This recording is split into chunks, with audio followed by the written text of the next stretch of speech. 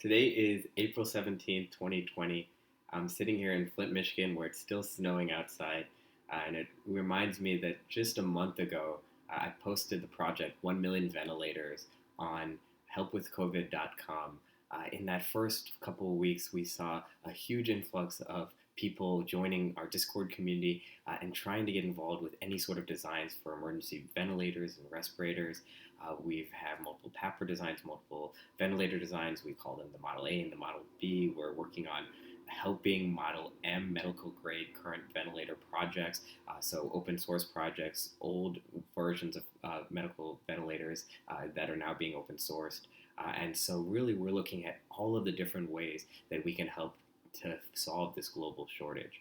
And so, really, the biggest things that I think we've accomplished so far are really the community that we've built, and then really the things that the community has done, not just on the designs of the ventilators and respirators. So we have the Model A and the Model B that are both moving closer to production, and at the same time we have a PAPR that's now almost ready for testing. So the individual components are now being tested, and really the PAPR could be the first product that we're able to bring to market. And so, really, what a PAPR is a device that healthcare workers, first responders, service workers can use to replace N95 masks at scale. So maybe one of these PAPRs could replace 100 N95 masks or more, and allows really for a higher degree of safety where your whole face is covered. You're able to get consistent, clean air. And so, really, it's a key part of our mission, not just for patients, but for providers, for people who are taking care of them. And so, really, I want to thank the community that we have here, from 1 million ventilators to Air to All. This last month has just been amazing.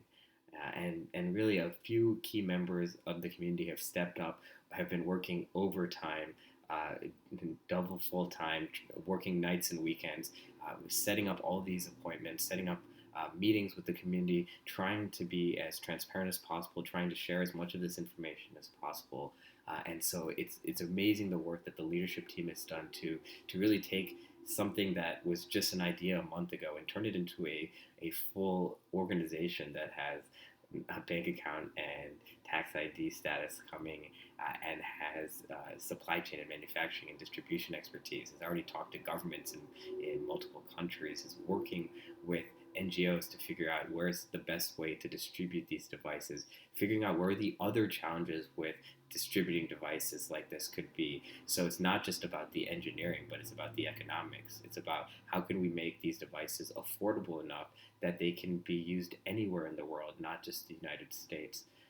How do we make sure that we'll have enough trained professionals to run these devices? Can we make the devices simpler, more self-sustainable, so that we don't need as many nurses and doctors per device per patient? So all of these things are new projects, new advances that the prototypes need to get better in order to be ready for production. And so the next month is really about taking these prototypes and getting them to production.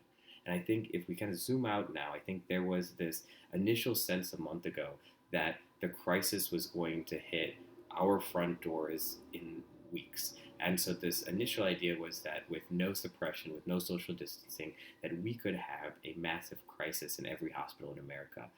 And really, 2 or 3, 4 weeks later, we're starting to see that the suppression models did work, that the advice we had to all stay home is actually bringing some of the levels of these ICU capacities down in many areas, even some of the initial hubs of the disease, like in Seattle, Washington, where we're actually seeing hospitals now starting to be back under capacity. And so if we zoom out and we start thinking about, is this problem over? Obviously not, right? Actually, there's a bigger chance that the second wave, both in the United States and the global waves that can come through over the next year or two, could be many times worse than what we're experiencing right now.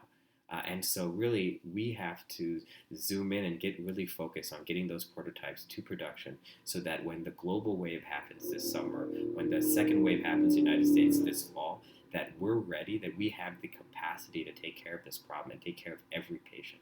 because that's really where the challenge is. We have a fundamental resource limitation, right? It is not just with ventilators, it's not just with hospitals, it's with testing, it's with every part of our system where we just don't have enough for everyone. And a big reason for that is because our current medical system has made devices too complex and too expensive for everyone to afford. And so, a key part of Erdal's mission is to really change the idea of how devices are invented from scratch. So, if the best ventilators in the world cost $50,000, how do we make a ventilator that hits 90+% of those features for $500? And if we can get to that $500 ventilator, then we are in a situation where everyone in the world who needs a ventilator, even in emergency situations, can get one. And so, really, that continues to be our mission. This is not just about COVID, right? COVID is bringing this problem to everyone's attention, but this problem of medical device shortages has been going on for decades, especially in places like Africa and Asia and South America that often get ignored unless there's a crisis. And so these everyday crises are things that we can solve with these types of medical devices. And so that's why if we can prove that we can get these prototypes into production at COVID pressures, then we will earn the right to be able to do this in the future globally for everyone. And so that's really the true mission of Air to All, medical devices for all, starting with respirators and ventilators for the COVID crisis. And so I again want to thank the community, thank our leadership team so much for pushing this mission forward.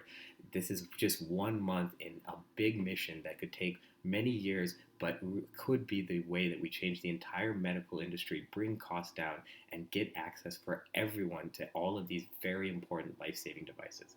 So thank you, and stay tuned because we have a lot more coming.